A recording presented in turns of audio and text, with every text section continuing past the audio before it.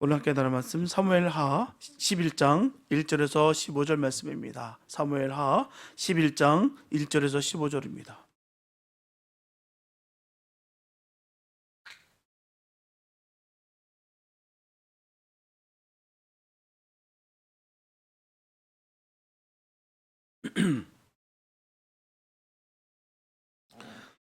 사무엘하 11장 1절에서 15절 말씀입니다. 주님의 귀한 말씀 봉독해 함께 합독하시겠습니다. 시작.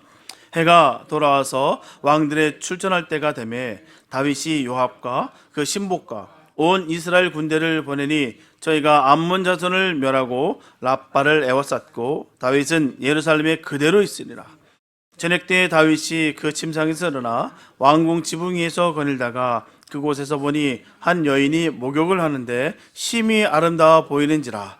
다윗이 보내어 그 여인을 알아보게 하였더니 고하되 그는 엘리암의 딸이요 햇사람 우리아의 아내 바세바가 아니니까. 다윗이 사자를 보내어 저를 자기에게로 데려오게 하고 저가 그 부정함을 깨끗게 하였으므로 더불어 동참함에 저가 자기 집으로 돌아가니라. 여인이 잉태함에 보내어 다윗에게 구하여 가로되 내가 잉태하였나이다 하니라. 다윗이 요압에게 기별하여 햇사람 우리아를 내게 보내라 하며 요압이 우리아를 다윗에게로 보내니 우리아가 다윗에게 이르매 다윗이 요압의 안부와 군사의 안부와 싸움의 어떠한 것을 묻고 저가 또 우리아에게 이르되 내 집으로 내려가서 발을 씻으라 하니 우리아가 왕궁에서 나가매 왕의 식물이 뒤따라 가니라. 그러나 우리아는 집으로 내려가지 아니하고 왕궁 문에서 그 주의 신복들로 더불어 잔지라. 혹이 다윗에게 구하여 가로되 우리아가 그 집으로 내려가지 아니하였나이다. 다윗이 우리아에게 이르되 네가 길 갔다가 돌아온 것이 아니냐 어찌하여 네 집으로 내려가지 아니하였느냐. 우리아가 다윗에게 고하되 언약궤와 이스라엘과 유다가 영체 가운데 유하고 내 주 요압과 내 왕의 신복들이 바깥들에 유진하였거늘 내가 어찌 내 집으로 가서 먹고 마시고 내 처와 같이 자리이까. 내가 이 일을 행치 아니하기로 왕의 사심과 왕의 혼의 사심을 가리켜 맹세하나이다. 다윗이 우리아에게 이르되 오늘도 여기 있으라. 내일은 내가 너를 보내리라. 우리아가 그날에 예루살렘에 유하니라. 이튿날 다윗이 저를 불러서 저로 그 앞에서 먹고 마시고 취하게 하니 저녁 때에 저가 나가서 그 주의 신복으로 더불어 침상에 눕고 그 집으로 내려가지 아니하리라. 아침이 되매 다윗이 편지를 써서 우리아의 손에 붙여 요압에게 보내니 그 편지에 써서 이르기를 너희가 우리아를 맹렬한 싸움에 앞세워 두고 너희는 뒤로 물러가서 저로 맞아 죽게 하라 하였더라. 아멘. 오늘 본문을 보면 이스라엘의 전군이 총동원된 그 전쟁의 와중에서 홀로 남은 다윗은 우리아의 아내를 범하여서 죄악의 씨앗을 잉태하게 된다는 것입니다. 이런 그의 범죄는 온갖 고난과 역경을 믿음으로 극복해 왔던 그의 영광스러운 생애가 비극적인 생애로 접어드는 전환점을 이루게 됐다는 거예요. 한마디로 말씀드리면 지금까지 있었던 모든 것들이 숲으로 돌아갔다. 지금까지 모든 애썼던 것들, 영광스러웠던 것들, 은혜스러웠던 것들이 하루아침에 송두리째 다 날아가 버렸다는 거예요. 오늘 본문을 통해서 죄를 짓고도 회개하지 않으면 그 양심은 감각을 잃어버려서 자신도 모르는 사이에 눈덩이처럼 불어나 마침내는 걷잡을 수 없는 사태로 번져서 결국 자신과 이웃을 파경으로 몰아넣게 된다는 사실을 깨닫는 우리 이 시간 됐으면 좋겠습니다. 본문 1절을 보게 되면 해가 돌아와서 왕들의 출전할 때가 되매 다윗이 요압과 그 신복과 온 이스라엘 군대를 보내니 저희가 암몬 자손을 멸하고 랍바를 에워쌌고 다윗은 예루살렘에 그대로 있으리라라고 전하고 있어요. 여기서 보면 해가 돌아와서라는 말은요, 봄이 시작되어서라는 말입니다.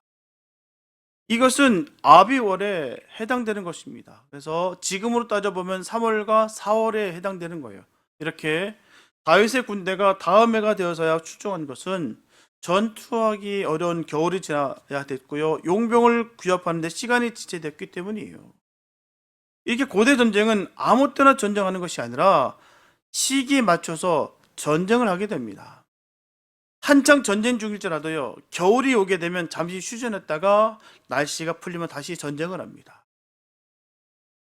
본문의 왕들의 출전할 때가 되면 이렇게 봄이 되어서 다시 한판 붙게 됐다라는 거예요.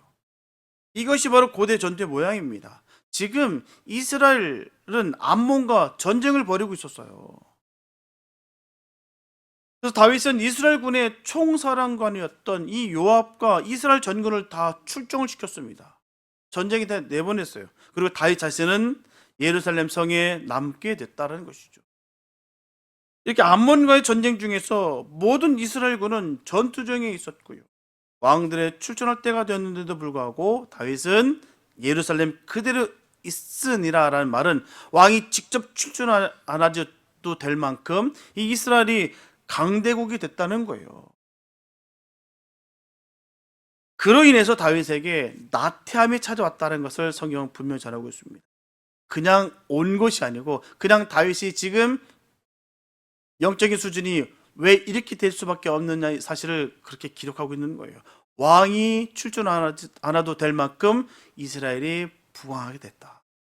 그래서 그가 이렇게 나태하게 됐다라는 것을 분명하게 반증하고 있는 것이죠. 왕이라는 존재는요, 상징적인 존재예요. 전쟁이 벌어졌을 때는 왕궁에 남아있는 것이 아니라 최전 선봉에서 병사들을 진두지휘해야 되는 것입니다. 싸움을 잘하고 못하고의 문제가 아니에요. 있는 것조차가 거기에 함께함으로 인해서 효과가 올라간다는 것이죠. 사기가 오르게 된다는 거예요. 그러나 다윗이 지금 궁에 남아있다는 것으로 그의 상태가 얼마나 자만하고 얼마나 나태해 있는가를 분명히 알 수가 있다는 것입니다. 본문 2절을 보면 저녁 때 다윗이 그 침상에서 일어나 왕궁 지붕 위에서 거닐다가 그곳에서 보니 한 여인이 목욕을 하는데 심히 아름다워 보이는지라. 여기서 저녁 때 다윗이 그 침상에서 일어났다는 것은요, 자기 병사들은 암몬과의 전쟁으로 인해서 전쟁에 나가 있을 때 다윗 자신은 그 왕궁에 남아서 낮잠을 늘어지게 자고 나서 지금 일어난 장면이에요. 자려면 푹 자던지 왜 늦지막히 다시 일어나가지고 그러나는 것이죠. 그만큼 이 망가진 모습이 그대로 드러나는 거예요. 늘어질 만큼 펑펑 자다가 일어나서 이제 거닐고 있다는 것이죠. 이 낮잠이라는 것은요, 나태와 죽음을 상징하는 거예요. 지금 다윗이 영적으로 잠들어 있다, 병들어 있다라는 말을 바로 낮잠 자고 있다라는 표현을 분명히 성경을 전하고 있습니다. 지금도 중동 지역과 또 지중해 연안 국가와 이 라틴 아메리카 같은 경우는요, 시에스타라고 하는 것을 지금도 하고 있습니다. 바로 낮잠 풍습이에요. 왜냐? 지역적으로 한낮의 기온이 너무너무 높고 햇볕이 너무너무 강렬하기 때문에 이 시간을 피해서 일을 할 수밖에 없습니다. 그런데 문제는 지금 상황은 이스라엘과 암몬이 한참 전쟁 중에 있다는 거예요. 전시 중이라는 것입니다. 아무리 작은 전쟁일지라도 목숨 걸고 싸우는 것이 바로 전쟁이에요. 피도 눈물도 없습니다. 인정사정 보지 않아요. 작은 전쟁일지라도 쉽게 볼 수 있는 것이 아닙니다. 자기 병사들은 지금 피비린내 나는 정말 삶과 죽음을 오고 가는 이 전쟁 중에 왕은 궁에서 한가로이 낮잠이나 이제말로 쳐자고 있는 거예요. 네. 말이 됩니까?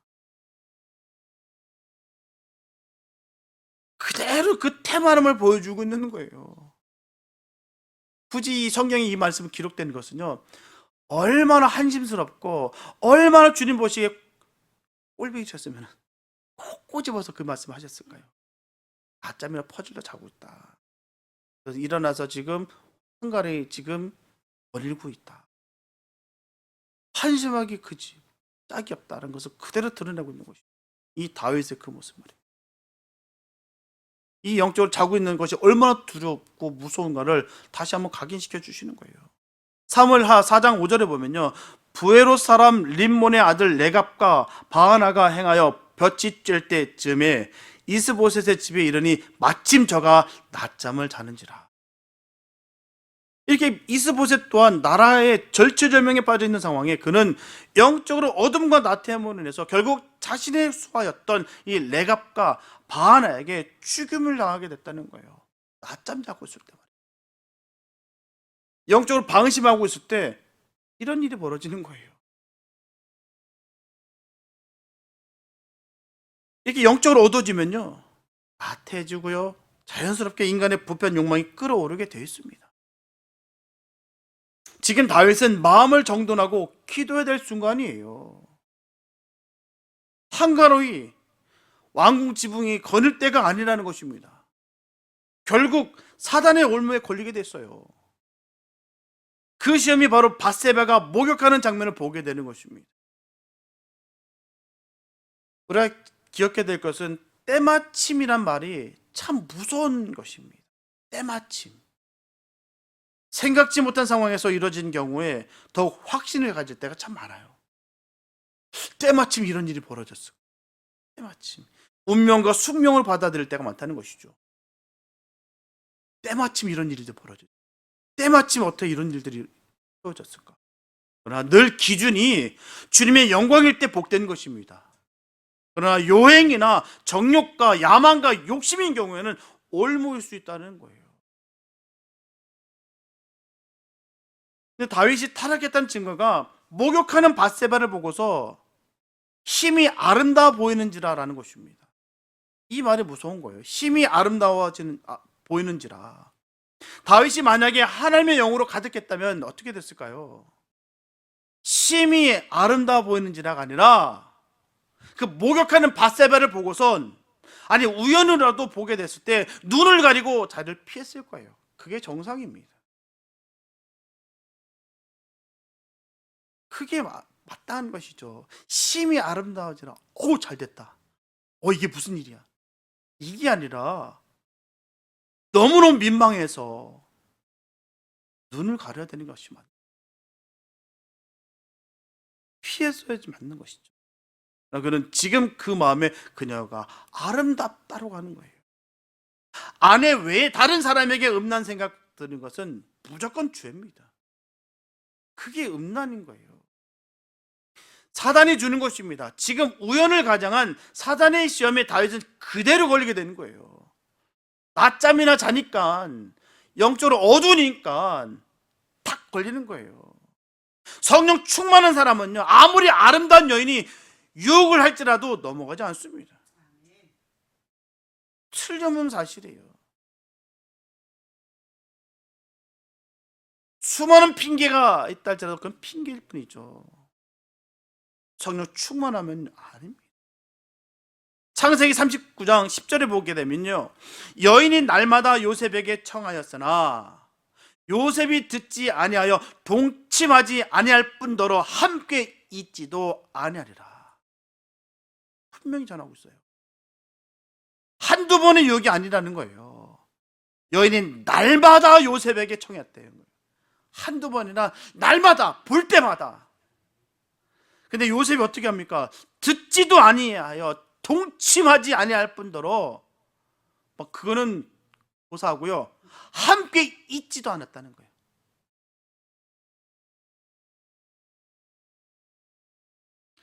보디발의 아내가 요셉을 유혹한다 할지라도 피가 끓고 있는 청년이었던 요셉은 절대 넘어가지 않았다는 거예요. 요셉이 몸이 망가졌을까요? 그래서 몸에 상처가 있고 몸에 병듦이 있어서 그렇게 그가 이겨낼 수 있었을까요? 그게 아니라는 것이죠. 피가 끓고 있는 청년이 눈 한번 딱 감으면 되는, 그렇게 되면 보장된 삶을 누릴 수 있는 그런 상황이었다는 것이죠. 그런데도 불구하고 그가 했던 것은 뭐냐? 듣지도 아니하고요, 함께 있지도 않다는 거예요. 우리 소위 말하면 남이 하면 불륜, 내가 하면 로맨스라는 말이 절대로 아닙니다. 내로남불 절대로 아니에요. 제가 아는 선배, 너무 안타까워요. 인성도 너무 좋고 실력도 너무 좋고요. 정말 너무너무 좋은 선배인데요, 한 번의 이 실수로 다 잃어버렸어요.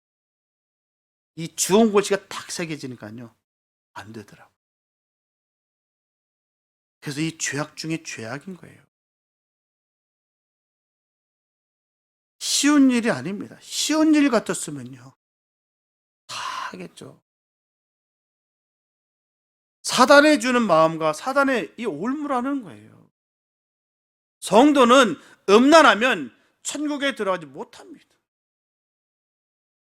고린도전서 6장 9절과 10절에 보면요, 불의한 자가 하나님의 나라를 유업으로 받지 못할 줄을 알지 못하느냐, 미혹을 받지 말라. 음란하는 자나 우상 숭배하는 자나 간음하는 자나 탐색하는 자나 남색하는 자나 도적이나 탐남하는 자나 술 취하는 자나 후욕하는 자나 토색하는 자들은 하나님의 나라를 유업으로 받지 못하느라.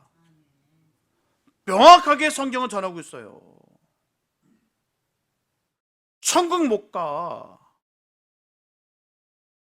천국은 예수님을 믿어야 가는 것이겠지만 예수님을 진정으로 믿는 자는 음란한 사람이 될 수 없다는 거예요. 그 안에 성령님이 없어서 음란하다는 것입니다. 우리 안에 성령님이 계시지 않으면 예수님을 믿을 수가 없게 되고요, 우리가 예수님을 믿지 않게 되면 천국에 갈 수가 없는 거예요. 쉽다고 말씀드리는 거 아닙니다. 얼마나 이 유혹과 미혹이 강력한데요. 그러니 믿음의 종들이 까당까당 넘어지죠. 그 사람들이 몰랐을까요? 많은 사례를 모를까요? 디스커션 같은 거 안 했을까요? 다 했죠. 그러면서 하는 핑계가 너무나도 구차하고 너무나도 그 말의 그 핑계가 얼마나 궁색한지 모른다는 거예요. 자기가 하면 괜찮다 여기는 건 무서운 거예요. 내 안에 성령님 충만하면 절대 그럴 수 없어요. 가진 핑계 다 될 수 있으나 그건 다 핑계일 뿐입니다.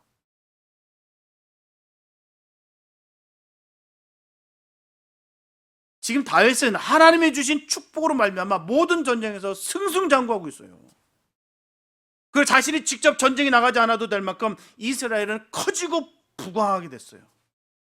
그런데 그런 풍요로움 때문에 그는 영적으로 무너졌다는 거예요. 사람은 시간이 많고 물질로 여유가 생기면 죄를 짓게 돼 있어요. 이런 상황에 주님 앞에 신실할 수 있는 사람이 별로 없다는 거예요. 그만큼 힘이 들고 어렵다는 것입니다.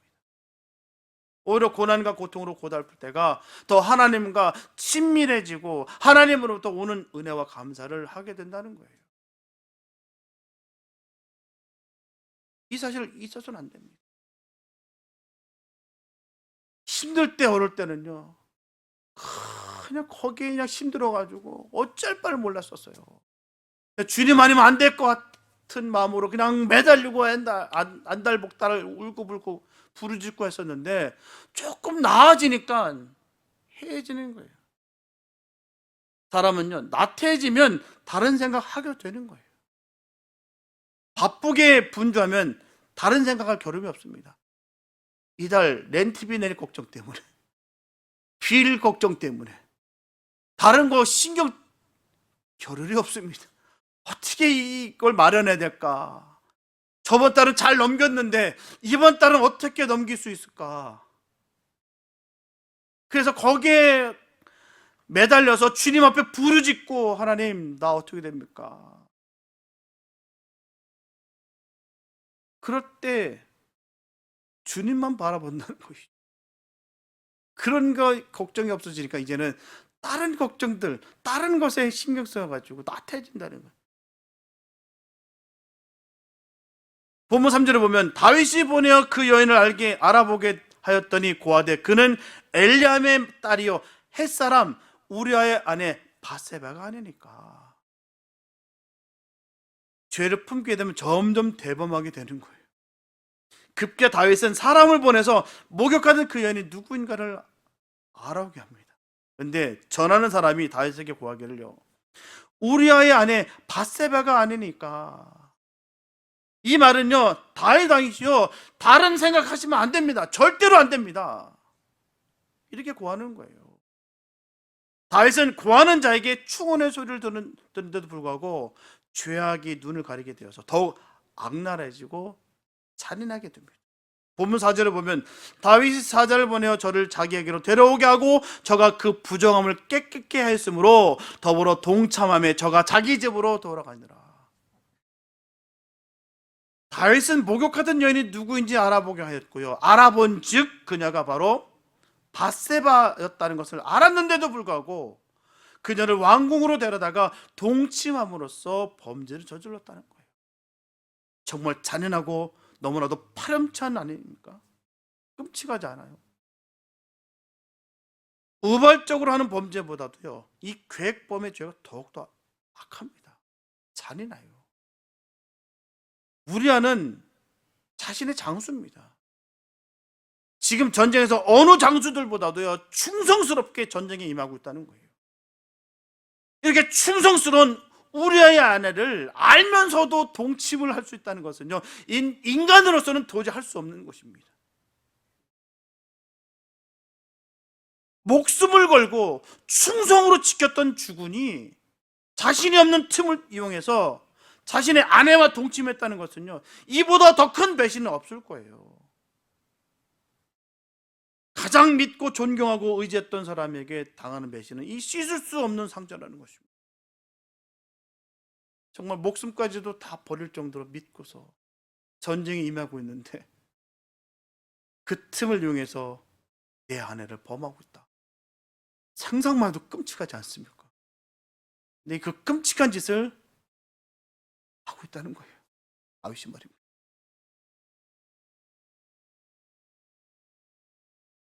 다윗이 지금 타락의 끝을 보여주는 것이 바로 원래 숨어서 이 범죄하는 것도 너무나 나쁜 것인데도요, 이것은 아예 대놓고서 자신의 궁에서 버젓이 동침을 하고 범죄를 저질렀다는 거예요. 이건 지금 다윗은 절대적인 권력을 가지고 있었고요, 그 권력으로 마음 놓고 휘두르고 있었다는 증거를 보여주고 있습니다. 다윗은 무서울 곳이 없는 상태였어요. 많은 인간은 절대 권력의 맛을 보면요, 그 힘을 이용해서 우월해지려고 한다는 거예요. 신기하게도 놀랐습니다. 그전엔 안 그랬는데 뭔가 조금 맛을 보니까 따까닥 하는 사람들 많아요. 뭐라도 된 것처럼 말입니다. 다른 상대를 짓밟고 복종께서 두려움을 주고 자연스럽게 자신은 무서울 것이 없어지게 된다는 거예요. 이 지나친 섬김받게 되면 특권의식이 생긴다는 거예요. 그래서 죄의 특성이 합리화예요. 나는 해도 돼. 나는 특별하니까. 난 많은 일 했잖아. 보다 많은 일들 감당했잖아. 하나님이 나는 특별히 귀하게 여기실 거야. 스스로 계속 합리화하는 거예요. 다윗은 권력의 맛에 중독되어서 그의 죄로 인해서 영원히 병들어 버린 상태였다는 거예요. 죄라는 것은 이렇게 무서워요. 정말 무섭습니다. 죄는요, 정말 집요합니다. 끊임없는 욕망과 갈증이라는 거예요. 절제할 수 있으면 중독 아닙니다. 절제할 수 없으니까 중독인 것이죠. 죄는 그래서 피해야 되고요, 거기서 달아나야 되고 도망쳐야 되는 거예요. 본문 5절에 보면 여인이 잉태하며 보내어 다윗에게 고하가로되 내가 잉태하였나이다 하느라. 사람이 죄를 짓게 되면 분명한 것은 그 죄값을 치르게 되어 있습니다. 반드시 치르게 되어 있어요. 우리 절대로 잊어서는 안 됩니다.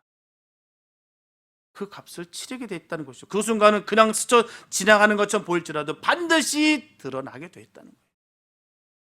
그래서 다윗과 바나바의 죄가 아이의 잉태를 통해서 드러나게 되는 거예요.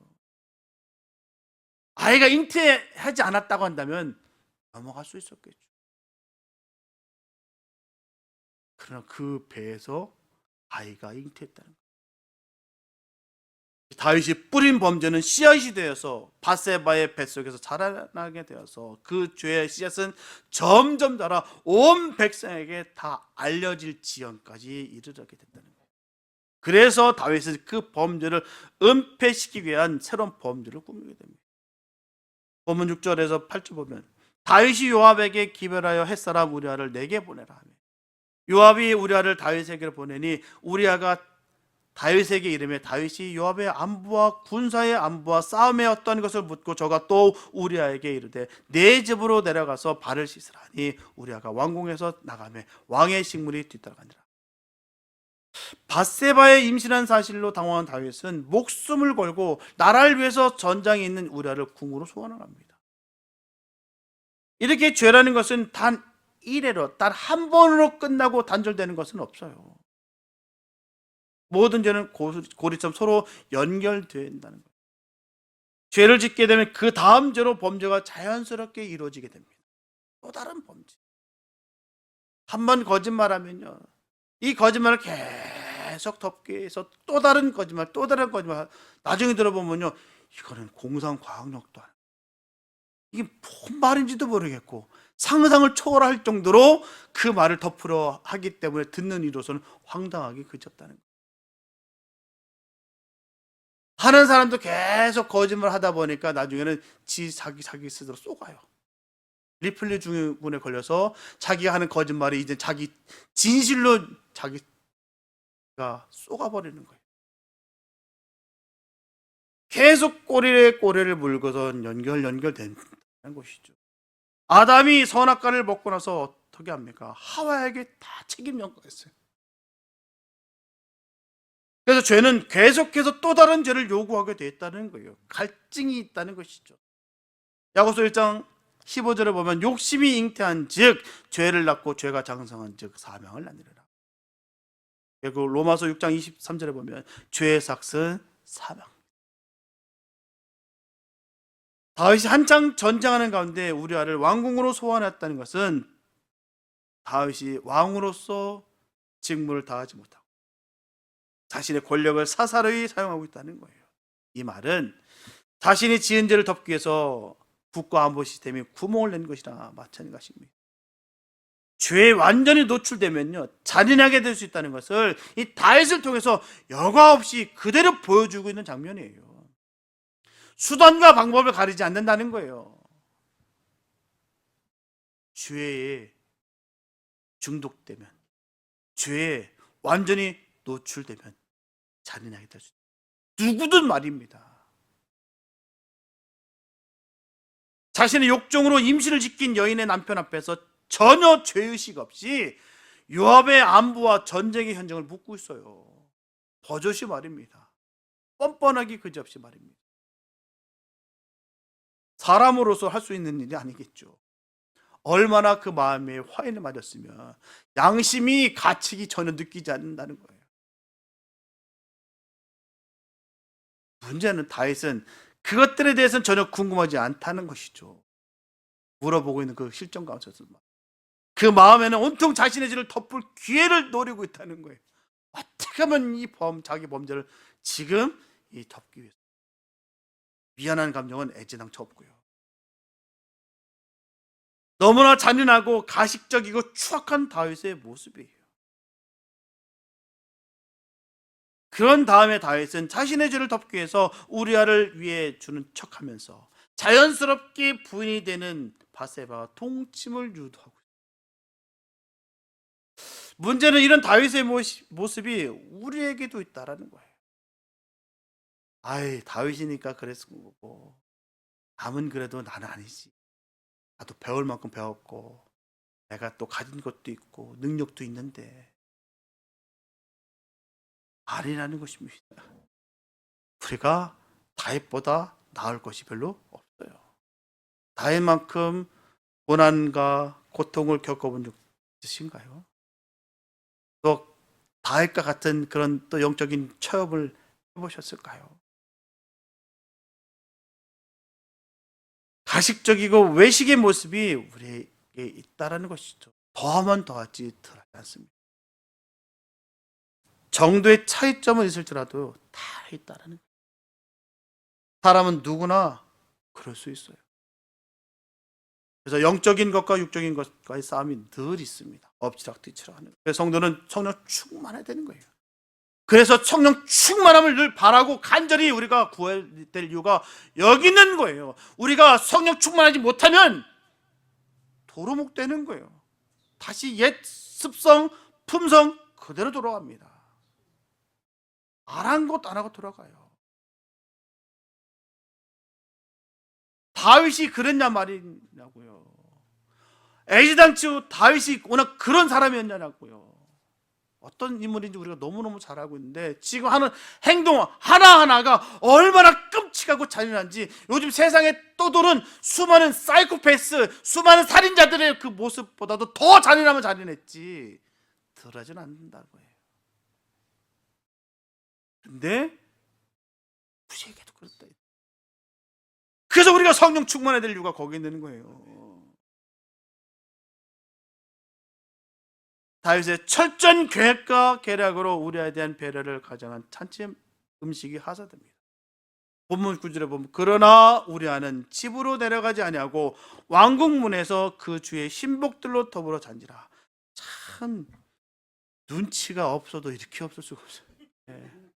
참 이 정도까지 했으면은 그래도 뭔 얘기는 척하라도 가면 갔을 텐데 진짜 눈치라고 없어요. 근데 다윗이 참 상대를 잘못 골랐어요. 너무너무 용맹하고 너무너무 충직스럽고 이런 사람이 없다는 거예요. 이런 사람이 아내를 건드렸어요.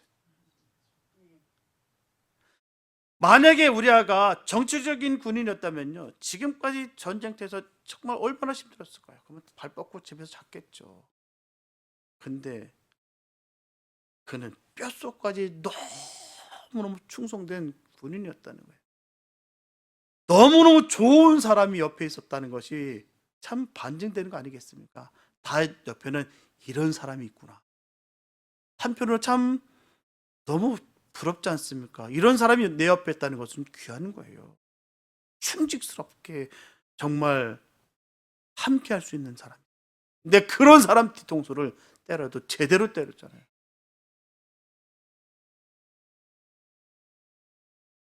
보면 10절과 11절을 보면 혹이 다윗에게 고하가로되 우리아가 그 집으로 내려가지 아니하였나이다. 이칠 노릇이죠. 다윗이 우리에게 이르되 네가 길 갔다가 돌아온 것이 아니냐 어찌하여 내 집으로 내려가지 아니하느냐. 우리아가 다윗에게 고하되 참 대단하지 않습니까? 언약궤와 이스라엘과 유다가 영체 가운데 유하고 내 주 요압과 내 왕의 신복들이 바깥들에 유진하였거늘 내가 어찌 내 집으로 가서 먹고 마시고 내 저 같이 자리까. 내가 이 일을 행치 아니하기로 왕의 사심과 왕의 혼의 사심을 가리켜 맹세하나이다. 참 답답하게. 예. 참 속으로 부글부글 끓었을 거예요. 다윗은요. 이 한심한 펼쳐놨는데도 불구하고 다 필요 없습니다. 나 맹세했어요. 참 너무나 충성스러운 모습을 보여주고 있습니다. 국가의 전쟁을 걱정하고 상관과 동료들의 안위를 염려하면서 자신의 안락이나 가정을 염두에 두지 않으려는 이 그 충성스러운 모습에서 하나님의 종이었던 이 다윗이 얼마나 극악했다라는 것에 대해서 성경은 그대로 자세히 설명하고 있는 거예요. 너라는 인간이 바로 이런 인간이다. 예수를 떠난 인간이 바로 이렇게 되는 것이다. 성령 충만하지 못하면 바로 이렇게 되는 것이다. 를 보여주고 있는 거예요. 이 둘의 모습을 그대로 성경은 비교하면서 우리아가 하나님에 대한 경외하심과 말씀 그대로 살길 감하는 모습을 통해 그리고 다윗의 그 현재 이 사악한 모습을 통해서 분별하기를 원하시는 하나님의 의도를 우리가 분명히 깨달아야 될 줄 믿습니다. 보면 12절에서 15절 말씀 보게 되면 다윗이 우리아에게 이르되 오늘도 여기 있으라. 내일은 내가 너를 보내리라. 우리아가 그날에 예루살렘에 유하니라. 이튿날 다윗이 저를 불러서 저로 그 앞에서 먹고 마시고 취하게 하니 저녁 때에 저가 나가서 그 주의 신복으로 더불어 침상에 눕고 그 집으로 내려가지 아니하니라. 아침이 되매 다윗이 편지를 써서 우리아의 손에 붙여 요압에게 보내니 그 편지에 써서 이르기를 너희가 우리아를 맹렬한 싸움에 앞세워두고 너희는 뒤로 물러가서 저로 맞아 죽게 하라 하더라. 다윗은 우리아가 자신의 계략에 말려들지 않게 되니까 이번에는 우리아의 충성심과 또 용맹심을 이용해서 그를 계획적으로 살해하고자 그래서 요압에게 편지를 써서 우리아를 전장의 선봉장에 세운 후에 다른 군사를 후퇴하게 함으로 말미암아 그를 함정에 빠져 죽게 했다는 거예요. 다윗이 요압에게 편지를 썼다는 것은 이 불륜의 수치를 숨기기 위해서라면 무슨 일이든 서슴지 않는 인간의 그 사악한 모습을 그대로 보여줬다는 거예요. 아마 이것도 통하지 않았으면 더한 것을 또 동원했을 것입니다.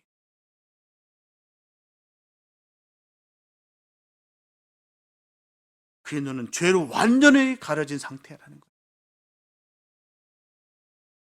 다윗은 과거에 사울의 옷자락을 베었다고 해서 가슴 아팠던 모습이었어요. 근데 그 모습은 온데간데 없어졌다는 거예요.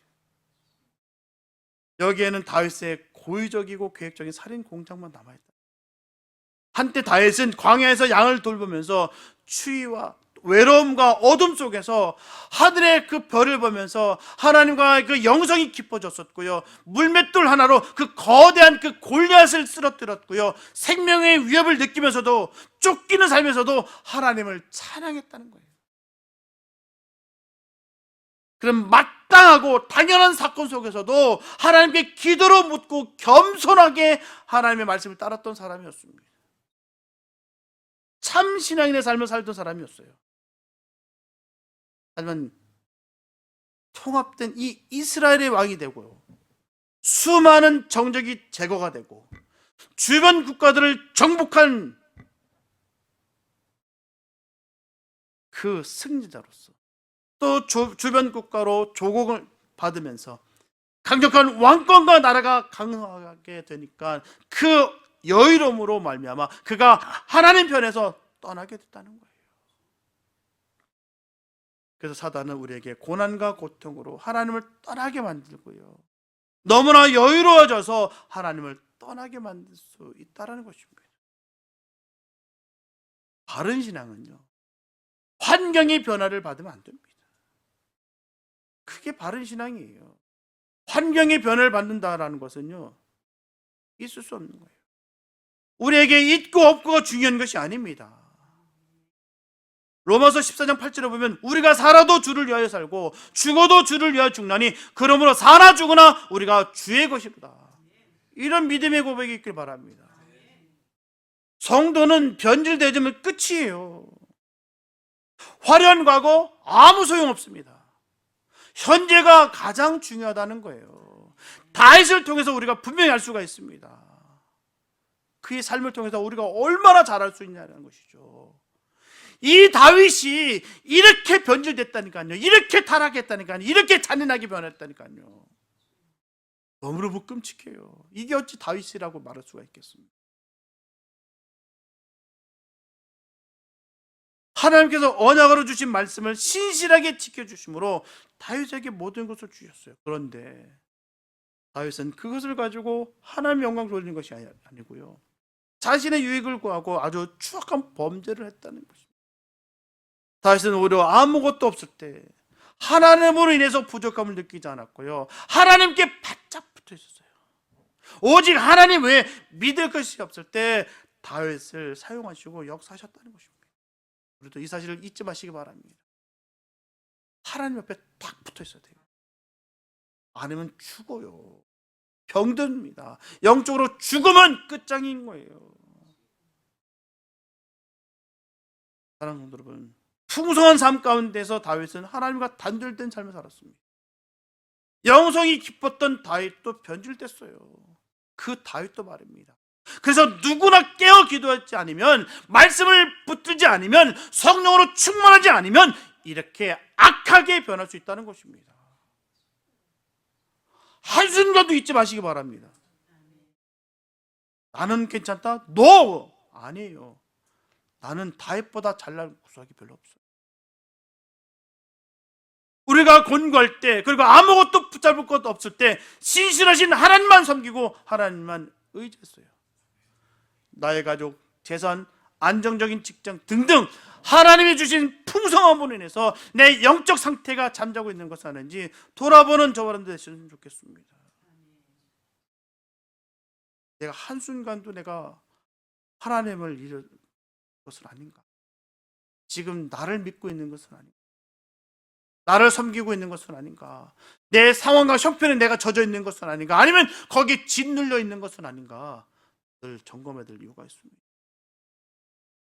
풍부함에서나 궁핍함에서나 언제나 신실하신 주님으로 인해서 내 영혼이 만족하고 부족함을 느끼지 못하는 그런 충만함이 늘 있게 되시기를 예수님의 이름으로 축원합니다. 기도합니다. 사랑해 주님 감사합니다. 아버지, 우리의 전부는 오직 주님이십니다. 그 주님이 나에게 떠나면 아무것도 아닙니다. 우리도 병들 수 있고요, 우리도 죽습니다. 하나님, 주님과 딱 붙어 있기를 원합니다. 하나님의 그 권능으로 우리를 꽉 붙잡아 주시고 한순간도 우리가 방심하고 세상을 바라보지 않게 하여 주시옵소서. 오직 주님을 의지하고 바라보면서 그 믿음의 행진할 수 있는 복 있는 삶 되게 하여 주시옵소서. 영적으로 잠자지 않게 해주십시오. 늘 깨어 주의 나라를 위해서 늘 애쓰고 힘쓰는 복 있는 삶 되게 축복하여 주시옵소서. 성령 충만케 하여 주셔서 주의 영광을 드러나는 복 있는 삶 되게 인도하여 주시옵소서. 함께 시켜서 믿사옵고 우리 원하신 예수님의 이름으로 됐습니다.